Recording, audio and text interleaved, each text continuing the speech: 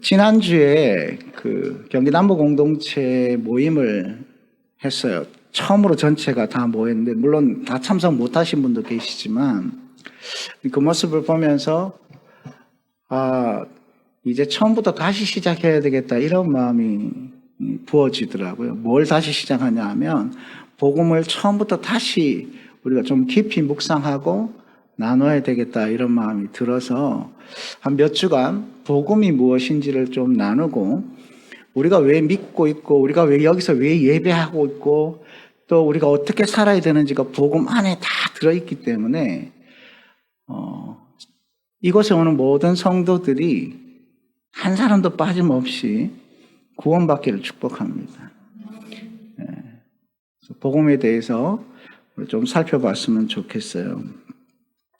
교회 와서 가장 많이 듣는 말이 복음이라는 단어인데, 이 복음에 대해서 잘 설명을 못해요. 많이 들어가지고 나 복음에 대해서 알아. 근데 복음이 뭐냐고 물으면 장황하게 뭐 들은 얘기를 다 하는 거야. 그 정리가 안 돼 있다는 얘기죠. 제가 이 복음에 대해서 고민하기 시작한 것이 아마 중학교 때 같아요. 중학교 때 나름대로 막 고민하고 있는데, 학교에서 아주 재밌는 일이 벌어졌어요. 세계사 수업 하다 보면 각 종교 이렇게 설명하는 날이 나오잖아요. 그 파트가. 근데 기독교 설명하는데 선생님이 크리스찬인지 아닌지 잘 모르겠지만, 이 세계사 선생님이 복음이 뭔지 아는 사람 이렇게 물었다고. 그걸로 봐서는 아무래도 신앙이 있는 분 같아요. 복음이 뭔지 아는 사람 이랬어요. 그랬더니 내가 무슨 용기가 났는지 손을 뻗딱 들고 이제 목사들이라고 일어나가지고 이야기를 한 거지. 복음은 복된 소식입니다, 이렇게 얘기했어요. 그때 선생님이 너 어떻게 알았냐 그러면서 막 이렇게 칭찬을 해주시면서 설명하시는 것이 예수라고 하는 분을 통해서 우리에게 들려진 복된 소식이 복음이다, 이렇게만 설명을 하셨어요. 그때부터 이 복음에 대해서 깊이 고민하기 시작했어요. 물론 그 전에 구원에 대한 부분을 너무 고민하고 있었기 때문에 아마 이 수업 시간의 사건이 제게 깊이 다가왔던 것 같은데, 여러분, 복음은요, 예수 그리스도를 통하여 우리에게 들려진 하나님의 구원의 소식이에요. 복음은 예수 그리스도를 통하여 우리에게 들려진 하나님의 구원의 소식이라고. 근데 제가 이걸 묵상하다가요, 반문이 생기기 시작한 거예요. 왜 반문이 생기냐면, 어떤 사람은 복음을 복된 소식으로 받아들이고 어떤 사람한테는 이게 복된 소식이 아니더라고. 왜냐하면 그 당시에 제게 복음이란 단어는 별로 복된 소식이 아니야. 정보지, 정보. 그저 예수님이 날 위해 죽으셨고 내가 구원받았다고 하는 그냥 정보지, 이게 무슨 복된 소식이고, 이 소식을 통해 막 기쁨을 얻고 이런 경험을 못 해봤기 때문에 이제 의문이 생긴 거죠. 왜 누구에게는 복된 소식이고 어떤 사람에게는 복된 소식이 안 되는가? 그리고 도대체 예수 그리스도가 무엇을 말씀하셨길래 이게 복된 소식이 되는가? 그리고 결정적인 질문이 뭐냐 하면, 그 복된 소식이 나한테는 복된 소식인가? 그런데 질문을 해도 나는 복된 소식인지 모르겠더라고.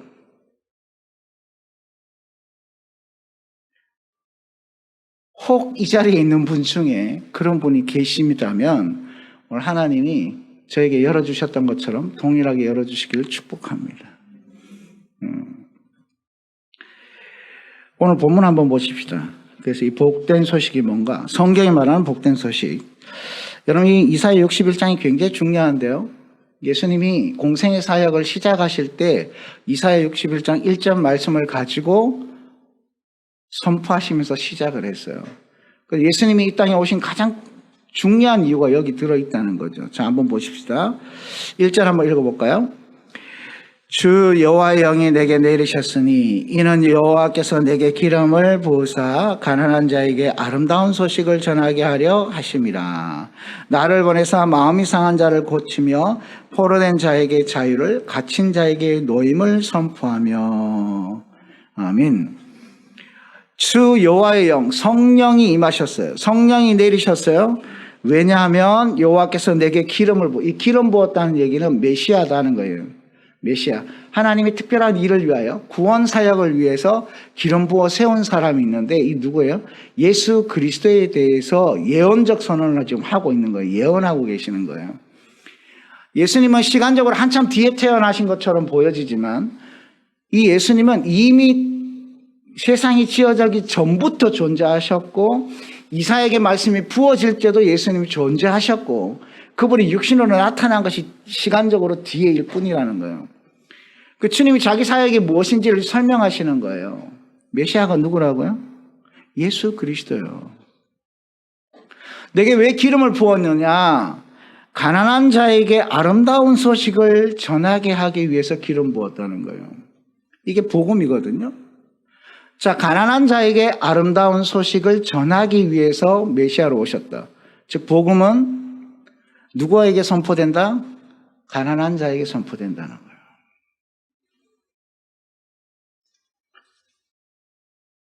여러분, 복음이 여러분에게 선포되어지고 복음이 여러분에게 복된 소식으로 들려지고 아름다운 소식으로 들려집니까? 만약에 그렇다면 그 사람은 가난한 사람이에요. 근데 교회 와서 예배를 드리고 앉아 있는데도 이게 복된 소식을 안 들려줘. 그 사람 가난하지 않아서 그래요. 자, 그러면 여기서 이제 질문이 하나 생기잖아. 가난하다는 게 도대체 뭐냐 말이에요. 나 돈 없는데? 그 가난함을 얘기하나? 이게 외적인 가난인데 돈 없고 힘들고 병들고 약하고 있는 외적인 가난을 얘기하나? 아니면 내적인 가난을 이야기하나? 성경을 통해 좀 살펴봤으면 좋겠어요. 제가 영어나 이런 걸 참 싫어하기 때문에 잘 안 쓰는데 오늘은 히브리어 하나하고 헬라 하나를 조금 다루어야 될 것 같아요. 오늘 여기 본문에 나오는 가난한 자들이라고 하는 이 단어는요, 아나우라고 돼 있어요. 아나우. 이 아나우. 그리고 신약에 보면 예수님이 가난한, 심령이 가난한 자는 복이 있나니 하신 그 가난이는 헬라어인데요. 그 헬라는 푸터코스라고 되어 있더라고요.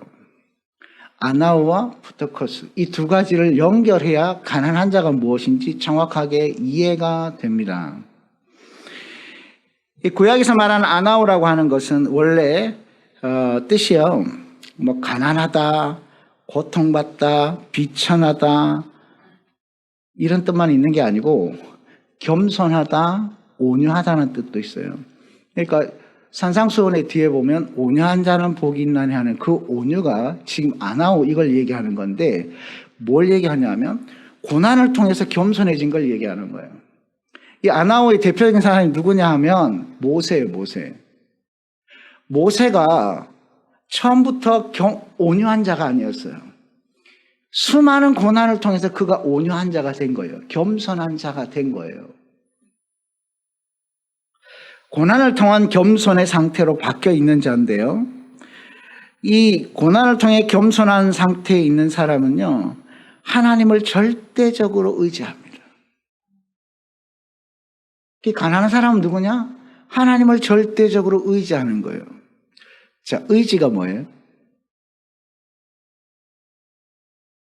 한문 공부하는 것도 아니고 의지한다는 게 뭐예요? 내 이게 의지한다는 건 기댄다라는 거죠. 제가 대학교 1학년 때 CCC 잠깐 가서 1년 동안 강제 훈련을 받은 적이 있는데 그때 받았던 기억이 요거 하나만 딱 남아있어요. 뭐냐면 하나님을 믿는다, 하나님을 의지한다는 게 뭐냐. 그 두 사람을 세워놓고 뒤에 사람이 너를 받아줄 거니까 한번 믿어봐라. 그래서 넘어져 보라는 거예요. 등치 큰 사람 있으면 믿겠는데 뒷사람이 영 시원찮으면 하는 신용만 하죠. 나도 못 넘어지겠더라고요. 시원찮은 사람이 뒤에 있어가지고 결국은 어느 정도인데 안 받아주니까 뒷걸음질 쳐서 내가 서버려. 이걸 의지하는 게 아니에요. 오늘 여기서 말하는 의지는요, 안 받아주면 죽어요. 그냥 넘어가는 거예요. 이게 의지하는 거예요. 하나님께 가난한 자는요, 하나님이 나 안 받아주면 죽어요. 그게 가난한 거예요. 신약이 말하는 푸터코스는 요 한 가지 빼먹었네. 이 아나오라고 하는 게 아나에서 왔는데 아나라는 뜻이 뭐냐 하면 대답하다라는 거예요. 신분을 이야기하는데 누가 질문을 하면 대답하는 사람이라는 뜻입니다. 그 아랫사람이라는 얘기예요. 주인이 질문하면 대답하는 사람. 그래서 주인이 질문할 때 겸손한 태도로, 온유한 태도로 대답하는 존재. 그게 가난한 자야. 그리고 신약에서 말하고 있는 푸터코스라고 하는 건 두려워하여 움츠러들다, 쭈그리다, 웅크리다. 두려워해서 겁먹어서 이렇게 웅크려 있는 상태. 그게 가난하다라는 거예요. 쭈그리고 움츠러든 사람. 오늘 우리 가운데도 있죠. 겉으로는 굉장히 이렇게 잘 사는 것처럼 보이지만 내적인 부분에 있어서 쭈그리고 웅크리고 두려워하는 상태에 있는 사람들이 많아요. 근데 이 신약이 말하는 푸터코스는 거지라는 뜻으로 쓰여지는데 거지가 두 종류가 있어요. 하나는 뭐냐 하면 집도 있어. 근데 먹고 살기가 힘들어서 구걸하러 나가. 직업적인 거지를 하는 게 하나 있고, 오늘 여기서 말하는 이 거지는요, 집도 없고 아무것도 없어요. 아무것도 없어. 완전히 파산해서 누군가의 도움 없이는 살 수 없는 존재. 생존 자체도 불가능한 존재. 오늘 그것이 심령이 가난한 자라고 하실 때 그 가난한 자입니다.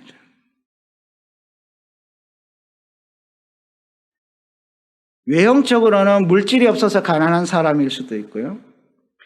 또 힘이 없기 때문에 사람들에게 짓밟히고 억압당하는 사람일 수도 있습니다. 그래서 사회적인 도움이 필요한 사람이 있어요. 제가 오늘 가난한 자를 계속 강조하는 이유가 있습니다. 이거 해석 잘못하면 해방신앙 넘어가요. 사회를 뒤집어 엎는 게 하나님 뜻인 것처럼 착각한다고. 하나님 앞에서 영적인 상태로는 영적인 빈곤이나 고통 중에서 오직 하나님만 확신하고 하나님만 전적으로 의존해 있는 사람, 그 사람이 가난한 사람이래요. 자, 보세요. 정리를 해볼게요.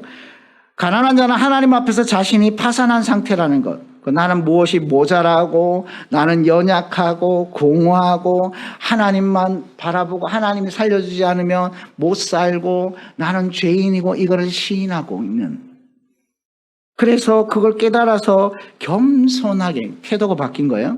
겸손하게 하나님의 베푸시는 구원을 사모하고 있는, 간절히 사모하고 있는, 하나님만 바라보고 있는 상태, 그게 가난한 거예요. 이 상태에 있는 사람에게 복음 전하러 오셨다고 얘기했어요. 그러니까 예수 그리스도를 통한 구원의 복음이 왜 내게 감격이 안 되냐? 내가 가난하지도 않는 거예요. 내가 부한 거예요. 내가 강한 거예요. 내 능력으로 살 수 있는 거예요. 그러니까 예수님 오셔서 구원 이야기해봐도 내게 별로 복된 소식으로 들어오질 않는 거예요.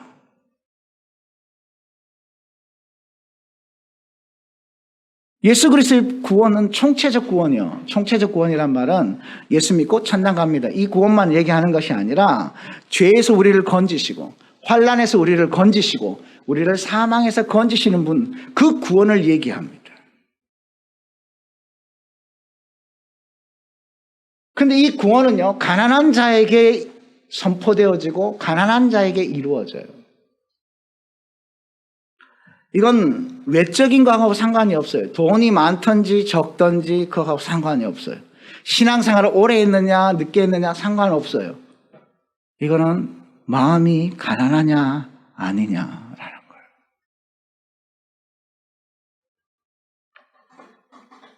여러분, 어떤 분들은요 경제적으로 어렵고 고통당하고 있어요. 병에 걸렸어요.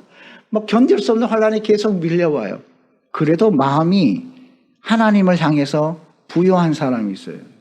부유하다는 표현하고 조금 바꿔야 돼요. 실은 강한 자가 있어요.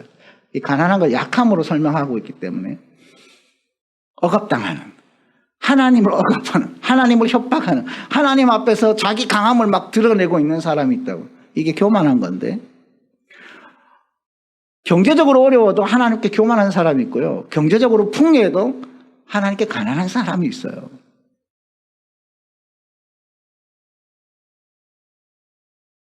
여러분 어떻습니까? 하나님 앞에 가난합니까? 부유합니까?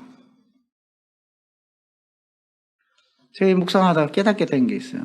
왜 하나님의 역사가 우리 가운데 나타나지 않습니까? 오늘 뒤에 보면 하나님은 마음 상한 자를 치료하시고 병든 자를 고치시고 연약한 자를 회복시키셔서 강하게 하시고 뭐 이런 역사들이 쭉 있는데 왜 그 하나님의 나라는 내게 나타나지 않는가? 왜 안 나타나냐고요? 가난하진 않아요. 인간 자기 스스로 가난해지기를 싫어합니다.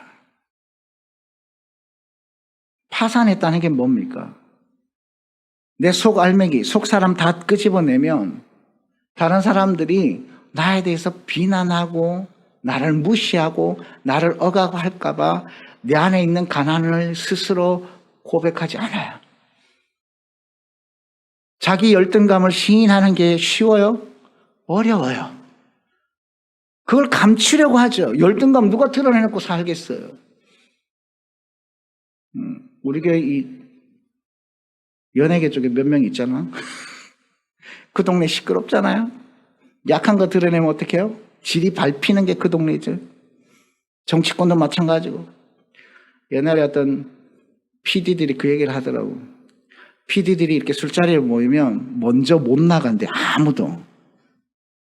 왜? 나가면 씹을 거니까. 끝까지 남는 거라니. 끝까지. 왜? 안 씹히려고. 이게 사람이요. 근데 하나님 앞에도 이러고 있다는 거야. 하나님 앞에도. 하나님 앞에서 가난해지질 않아. 파산 상태를 선언을 안 해. 나의 열등감, 나의 연약함, 나의 나약함, 나의 부족함, 나의 죄성 인정을 안 해. 그리고 하나님 앞에 뭐라고 얘기하냐면 도우려면 도와주세요 라는 식으로 나가니까 하나님의 나라가 그에게 임할 수가 없는 거예요. 오늘 예수님이 뭐라고 얘기하셨어요? 심령이 가난한 자는 복이 있나니 하나님의 나라가 저희들 것이요. 예수 믿고 천국 간다는 얘기가 아니에요. 이거는 심령이 가난해지면 하나님의 나라가 네 안에 이루어진다. 하나님의 나라가 너에게 임한다. 그것이 너의 것이 된다. 여러분 이게 얼마나 어마어마한 건지 우리가 잘 몰라서 이래요. 앞으로 이걸 쭉 살펴볼 거예요. 하나님의 나라가 우리에게 임하면 도대체 무슨 일이 벌어지는 건가? 이 말은 몇 주 설교 집중해서 들으라는 얘기지. 하나님의 나라가 우리 가운데 임하면 어떤 일이 벌어진다? 우리가 잠깐 아까 봤지만 마음이 상한 자를 치유하십니다. 마음이 상합니까? 괴롭습니까? 힘듭니까? 하나님의 나라가 당신에게 임하면 그게 치유가 일어나요. 내가 누군지 모르겠어요. 정체성이 뒤죽박죽이에요. 사람들이 나한테 하는 이야기를 통해서 나를 볼 때마다 열등감이 느껴져요. 자존감이 막 짓뭉개져요. 그 자존심만 막 세우고 싶어요. 관계가 계속 깨져요. 그 모든 문제를 풀 수 있는 것이 하나님 나라예요. 그 하나님 나라가 우리에게 임하길 원합니까? 가난해져야 돼. 근데 아까 얘기했죠. 인간은 스스로 가난해질 수가 없어요. 하나님 앞에 기도하는데 가난하게 기도 안 하더라고. 내가 나를 돌아보니까 가난하게 기도 안 해. 하나님께 뭔가 내 보이고 싶은 거야. 그래 놓고 하나님 앞에 뭔가 내 보이고 싶으면서 사람들을 향해서 거짓짓 하고 있어. 사랑을 갈구하고 있고 관심을 갈구하고 있고 사람한테 거짓짓 하고 있다고. 그래 놓고 하나님 앞에 와가지고는 뭐라고 해요? 당당하게 요구해요. 뭘 요구해요? 왜 저 사람들 나한테 사랑을 안 주냐고 얘기해요. 여러분 거지는 거지인데 구걸하는 대상이 잘못되어 있다고. 우리 다 알잖아요. 우리가 내적으로 영적인 파산 상태에 있다는 거 다 알아요. 근데 인정을 안 할 뿐이지. 나는 내 힘으로 잘 살 수 있다. 여러분 이것이 인간의 범죄한 결과입니다. 하나님을 떠난 인간이요. 하나님 없이 내가 스스로 살 수 있다고 믿고 있는 것. 내가 부유하다고. 내 안이 강하다고. 나는 할 수 있다. 그러니까 착 부추기는 말이에요. You can do it. 너 할 수 있다. 할 수 있다. 할 수 있다. 어떤 건 할 수 있어요. 근데 아무리 가보세요. 내 안에 있는 무너진 파상 상태가 되어 있는 내 상태는 바뀌지 않아요. 어떤 일을 행할 수 있겠지만 열등감은 그대로 남아있고 어떤 것을 넘어간 것처럼 보이지만 공허함은 그대로 남아있고 누군가의 사랑을 갈구하고 누군가의 관심을 받지 않으면 견딜 수 없는 거지 같은 구걸하지 않으면 살 수 없는 그래놓고 하나님 앞에는 뻔뻔스럽게 나와가지고 하나님의 사랑을 갈구하는 게 아니라 돈이나 요구하고 외적인 가난만 채워달라고 계속 하나님 앞에 기도하고 있는 뭐가 핀트가 안 맞잖아요. 이게 포인트가 안 맞다고. 그러니까 하나님 나라가 우리 가운데 나타나질 않는 거예요. 예배를 드려도 왜 예배 드리는지 이유를 모르죠. 왜? 나 가난한 거 인정 안 하기 때문에. 내가 하나님께 구걸해야 살 수 있는 사람이라는 걸 인정 안 하니까. 그저 외적인 가난을 어떻게 넘겨볼까 싶어서 하나님 앞에 나오는 건데. 여러분, 근데 그렇게 해서 나오면 내적 가난 상태를 보게 됩니다. 그래서 하나님 만나요. 하나님 나라가 임해요. 근데 육신의 부자들 중에 마음까지, 내적인 상태까지 강하고 부자인 상태, 교만한 상태에 있는 사람은요, 하나님께 나오지도 않아요. 그게 지옥이에요.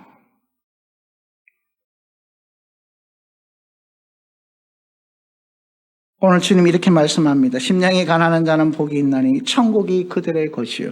누가복음 6장 20절에는 이렇게 또 표현해요. 예수께서 눈을 들어 제자들을 보시고 이르시되 너희 가난한 자는 복이 있나니 하나님의 나라가 너희 것이며. 여러분 이게 오늘 우리가 들을 때는 뭐 그런가 보다 이렇죠. 이 당시에 이 선언은요 완전히 패러다임을 뒤집어 놓는 거예요. 그 당시에 가난한 사람은요 하나님의 은혜를 입을 수 없는 사람이야.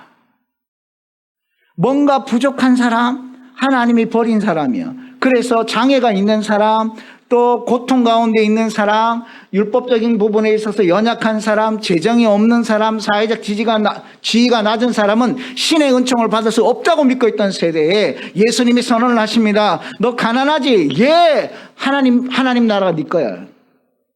완전히 뒤집어 엎는 소리였어요. 하나님 은혜 받을 수 없는 존재로 인식하고 있는 그들에게 주님 말씀하시 아니야 네가 가난해지기 때문에 가난하기 때문에 너는 하나님의 나라를 가질 수 있어.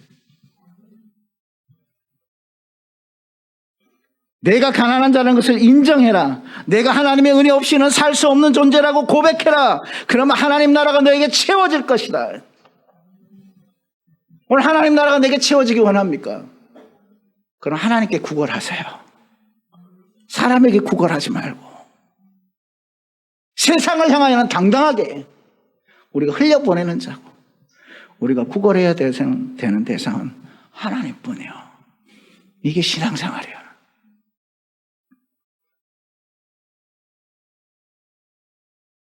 오늘 한국교회 가운데 제가 어릴 때 제 자신의 신앙생활을 쭉 보고 왔어도 뭐가 좀 잘못됐구나. 이 관점으로 보니까 우리가 뭐가 좀 잘못되어 있다. 뭐가 잘못되어 있냐. 하나님 통해서 외적인 거지, 외적인 가난함을 해결받는 것에서 끝나버리더라. 그게 하나님의 영광을 드러내는 것처럼 그렇게 착각하고 살더라. 그러니까 뭐 해야 되냐면 밖에 가서 잘해가지고 영광스러운 자리에 앉고 밖에 가서 높은 자리에 앉고 돈 많이 벌어와가지고 교회에다 기여하고 자기 이름 높이는 게 신앙생활로 잘못 알고 있더라. 그러니까 하나님 나라가 우리 가운데 안 나타나는 거야. 우리는 하나님께 구걸하러 온 거야. 아멘. 그게 우리가 죄인임을 고백하는 거야. 하나님 난 스스로 의인이 될 수 없습니다. 하나님이 의롭다고 말씀하시는 그 말씀이 필요합니다. 제게 그 인정받는 하나님의 인정이 필요합니다. 하나님 내게 좀 인정해 주세요. 하나님 사랑 없으면 내가 살 수가 없습니다. 채워지질 않습니다. 하나님 그 사랑 없이는 내가 어떻게 다른 사람을 사랑할 수 있습니까? 구걸하러 오는 거예요. 구걸하러. 내가 교회 가줄게. 내가 예배 드려줄게. 이만큼 했으니까 하나님 나한테 뭘 줘야지. 이게 부한 거예요. 이걸 보고 교만이라 그래요. 그 상태에 있는 사람은요, 하나님의 나라가 그에게 임하지 않습니다. 환난이 오면 우리 하나님께 원망하죠. 왜 원망해요? 하나님에 대해서 부여하니까. 하나님 위에 있으니까. 하나님은 내가 시킨 대로 해줘야 되니까. 내가 시킨 대로 안 하니까 화를 내는 거야.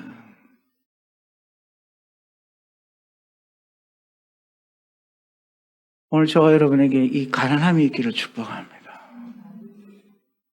하나님 앞에 구걸하십시다. 하나님 앞에 당당하게 내가 이렇게 했어요 자랑하러 오는 게 아닙니다. 우리 하나님 은혜가 필요하고요. 하나님께 얻어가기 위해서 와요. 그런데 그 얻어감이 외적인 걸로 끝나지 않기를 축복합니다. 내 심령에 하나님의 나라가 임하기 위해서는 하나님 주시는 그 평안이, 하나님이 주시는 그 인정하심이, 하나님이 의롭다고 하심이 내 안에 채워지라.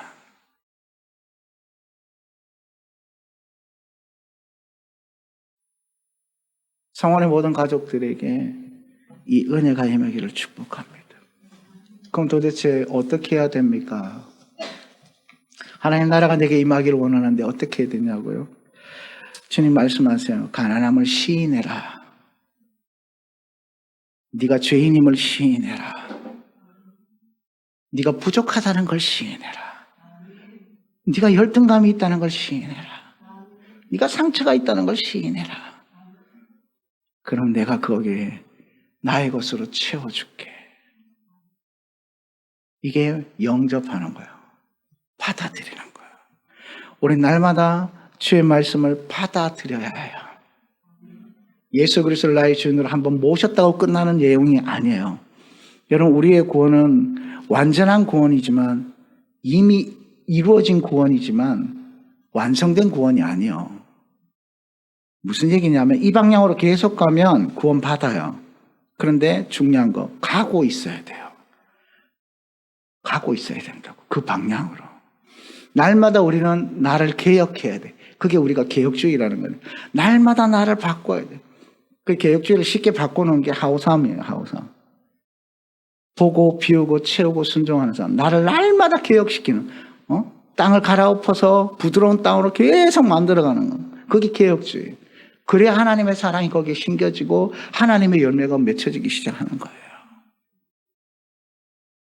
이 시간 정말 주님 앞에 가난함에 대해서 이 가난함을 주님이 채워주시도록 또 하나님의 나라가 내게 임하기를 원하는 분들은 눈을 감고 저를 따라서 좀 기도하시면 좋겠습니다. 여러분 입으로 고백해야 돼요. 억지로 따라해서는 소용이 없어요. 진실한 마음으로 고백하기를 원합니다. 나를 사랑하시는 하나님, 저는 죄인입니다. 저는 지금까지 반역의 자리에서 내 삶의 주인으로 살아왔습니다. 저는 하나님의 구원이 필요한 가난한 자입니다. 하나님의 은혜 없이는 구원받을 수 없는 죄인입니다. 오늘 하나님의 말씀을 듣고 겸손히 믿음으로 순종합니다. 나를 위하여 죽으시고 부활하신 예수님을 내 삶의 주인으로 모셔드립니다. 지금부터 영원토록 나를 다스려 주시옵소서. 예수님의 이름으로 기도합니다. 아멘. 사람의 마음으로 믿어 의에 이르고 입으로 신하여 구원 얻는다고 했어요. 무슨 얘기냐면 일한다고 구원 받냐 이런 사람이 있죠. 그게 부유한 사람이에요.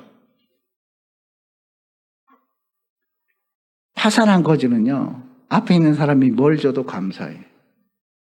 무슨 얘기인지 알아요? 조금 살만한 거지는요, 뭘 줘도 자기가 이렇게 판단을 해요. 이거 이렇게 버린다. 오늘 왜 완전 파산한 상태의 거지를 얘기했냐? 그 거지는요, 10원을 줘도 감사해요. 그 믿음이 있어야 이 말씀이 살아 움직이는 거예요. 아멘.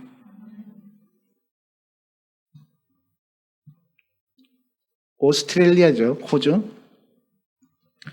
호주에 거린 원주민인데 이제 구걸하러 다니는 분이 계셨대요. 근데 이분은 항상 등에다가 이 배낭을 쥐고 다니시는 거예요. 근데 굉장히 무거운 것 같아. 근데 늘 구걸해서 사는 거예요. 그래서 하도 궁금해가지고 어떤 분이 물어봤대. 그 배낭에 뭐가 있어요? 내가 산에서 뭐 돌을 하나 봤는데 이 돌이 좀 좋아 보여서 돌 들고 다닌다. 꺼내보니까 그게 뭐냐? 금덩어리야, 금덩어리. 금원석이에요, 원석. 근데 이 사람이 이게 가치를 모르니까 이거 그냥 메고만 다니는 거예요. 하나님이 오늘 우리에게 주신 이 구원의 선물이 뭔지 잘 모르면요, 안 받아들여요. 그리고 그거를 메고만 다녀요. 그것을 나의 것으로 바꾸는 유일한 방법이라고 표현되나? 유일한 방향, 유일한 방법은요, 가난한 자가 되는 거예요. 완전히 파산이 돼서 뭘 주셔도 감사한 상태가 될 때 하나님의 기업, 하나님의 나라, 하나님의 능력이 우리 가운데 나타날 줄로 믿습니다. 그러니까 오늘부터 기도하실 때 하나님 앞에 구걸하십시다. 뭘 구걸해요? 돈 달라고 구걸하는 게 아니고, 하나님, 저는 하나님의 은혜 없이, 하나님의 사랑 없이는, 하나님이 말씀하시는 말씀 없이는 나는 도대체 살 수가 없습니다. 하나님이 내게 임하셔야만 난 살 수 있는 존재입니다. 여러분, 날마다 구걸하는 저와 여러분이 되기를 축복합니다. 제가 아까 묵상하면서 그런 마음 주시더라고요. 처음엔 구걸했는데 조금 살만하니까 하나님 앞에서 고개 뻣뻣하게 쳐들고 있더라고요. 그러니까 역사가 안 일어나. 여러분, 사람한테 구걸하지 말고 하나님께 구걸하는 저와 여러분 되기를 축복합니다. 마음이 상한 자를 고치시는 주님,